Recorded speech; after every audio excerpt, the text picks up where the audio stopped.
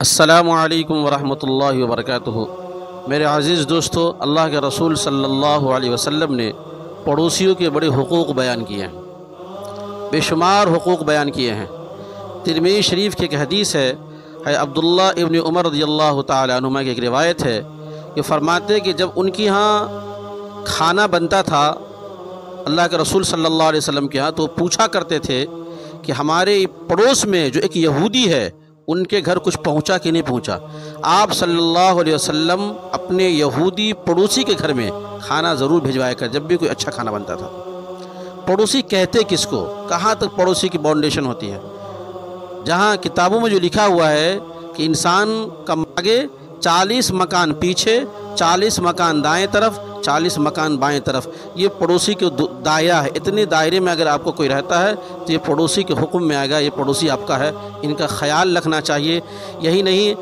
امام غزالی رحمۃ اللہ علیہ نے اپنی کتاب احیاء العلوم میں ایک روایت نقل کی ہے، وہ فرماتے کہ اللہ کا رسول صلی اللہ علیہ وسلم ارشاد فرمایا کہ تم اپنے گھر کی دیوار کو اتنی اونچی مت کر لو کہ تمہارے سامنے والے جو پڑوسی بازو والے ہیں ان کے گھر میں دھوپ یا ہوا نہ داخل ہو سکے۔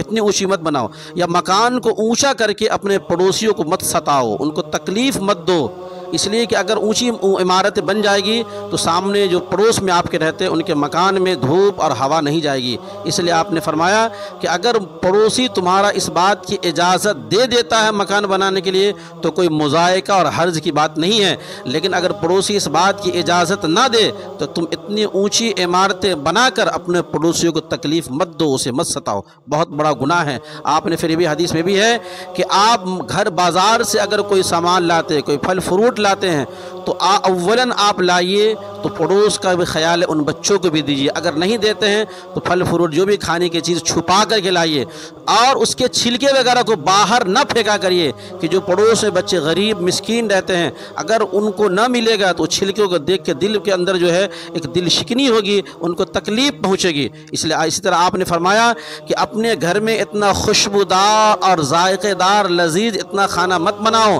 کہ جس کی خوشبو پورے محلے میں جاتی ہو اور آپ کے پڑوسی کا دل مچلے۔ اس لیے بہتر ہے کہ کھانا بناؤ تو وہاں تک پہنچاؤ، اگر نہیں پہنچانے کا ارادہ ہے اتنے خوشبودار کھانا بھی مت بناؤ۔ تو بڑے حقوق پڑوسی کے بیان کیے گئے ہیں، اس لیے پڑوسی کا ہم سب کو خیال رکھنا چاہیے، چاہے پڑوسی ہمارے جو آزو بازو میں رہنے والے مسلمان ہوں یا غیر مسلم ہوں۔ اپنے اخلاق سے غیر مسلموں کو ہم ایسے متاثر کر سکتے ہیں، جب غیر مسلموں کے ساتھ اچھے اخلاق سے پیش آئیں گے، ان کو ہم تحفہ تحائف دیں گے، ان کو کچھ دیتے رہیں گے، یہی وجہ ہے کہ ہمارے اس اخلاق سے متاثر ہو کر وہ اسلام میں داخل ہوں گے اور ہماری اچھی چیزوں کو لینے کی کوشش کریں گے۔ یہ بڑے اخلاق مند ہے، یہ ضرورت مندوں خیال رکھتا ہے، یہ تجربے کی بات ہے۔ اگر کسی غیر مسلم کے ساتھ خیر کا معاملہ کریے تو آپ کو جو ہے آپ کو مطلب سب کچھ سمجھنے لگیں گے، وہ آپ کے احسان کو کبھی بھلائیں گے نہیں۔ اس لیے بالخصوص اپنے پڑوسی کا خیال رکھیے، چاہے مسلمان ہو یا غیر مسلم، اپنے ذات سے پڑوسیوں کو بھی تکلیف مت دیجیے۔ اتنا ذائقہ دار کھانا بنائیے کہ ان کے گھر تو خوشبو جائے،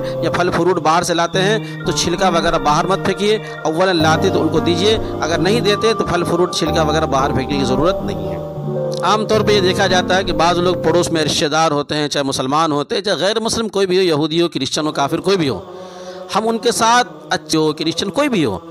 ہم یہ سوچتے ہیں کہ وہ میرے ساتھ اچھے اخلاق سے پیش نہیں آتا، وہ ہمارا دشمن ہے، ایسا ویسا جو بھی ہماری اس سے بنتی نہیں ہے، بھید بھاؤ ہے، اس کے ساتھ اخلاق سے کیوں پیش آئے؟ اللہ کے بندو، اسی کا نام تو اخلاق ہے۔ آپ کے ساتھ وہ بدتمیزی کرے، وہ آپ کے ساتھ وہ بدسلوکی کرے، لیکن آپ کو اخلاق سے پیش آنا، اسی کا نام تو دین ہے، اسی کا اخلاق ہے۔ اللہ کا رسول صلی اللہ علیہ وسلم کے ساتھ کوئی غلط طریقے سے پیش آتے تھے لیکن آپ کہیں پلٹ کر جواب نہیں دیتے تھے، محبت سے پیش آتے تھے۔ اسی سے اسلام پھیلتا ہے، اسی سے اسلام کا ہم پرچار کریں گے، یہ اسلام کو ہم ریپرزینٹ کریں گے۔ جب اس طریقے سے ہم اسلام کو ریپرزینٹ کریں گے، اخلاق سے پیش آئیں گے، تو لوگ دیکھ کر کے اسلام میں داخل ہوں گے، ہمارے اخلاق سے متاثر ہوں گے اور اس دین کو قبول کرنے کے لیے مجبور ہو جائیں گے۔ آپ کے پڑوس میں کوئی بھی ہو، آپ کے ساتھ ان کا معاملہ اچھا ہو یا نہ ہو، ان کے گھر میں کوئی تکلیف ہو، کوئی بیمار ہو یا کوئی پریشانی ہو، ان کی خیر خواہی کریے اور جو کچھ تحفہ تھا بھیجتے رہیے۔ اس سے پڑوسی کے حقوق بھی ادا کریں گے، اور دوسری چیز یہ ہے کہ اس سے اسلام کو ریپرزینٹ کریں گے، اسلام کا آپ تعارف کروائیں گے، اسلام کا انٹروڈکشن کرائیں گے، جب جا کے اسلام پھیلے۔